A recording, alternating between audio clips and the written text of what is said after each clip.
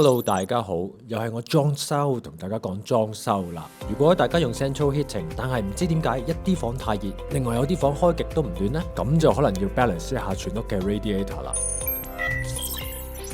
開始 balancing 之前，首先我哋要確保全部 radiator 都能夠正常散熱，所以最好呢就係先熄咗個 Central Heating，幫 radiator 放氣。有需要可以睇翻我哋以前嘅教學影片，跟住就要開晒全屋 radiator 嘅 lock shield valve 同埋 control valve。Lock shield valve 係負責控制水流離開 radiator 嘅速度。拎走咗蓋之後呢，因應唔同嘅型號，我哋可以用鐵鉗、士不拿或者六角匙逆時針轉到最盡。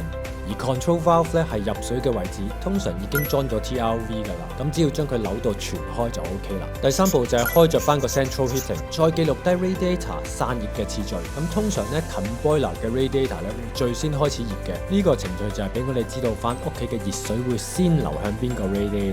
第四個步驟就係要熄翻個 central heating，等成個 system 可以凍翻先。之後啦就可以開翻個 central heating，去第一個散熱嘅 radiator 嗰度，順時針轉到盡，閂咗個 lock shield valve， 再逆時針轉1/4個圈，開少少個 lock shield valve。之後我哋可以用溫度探測器量度 control valve 同 lock shield valve 水喉嘅溫度，再慢慢調校翻個 lock shield valve， 令到入水同出水係相差12度。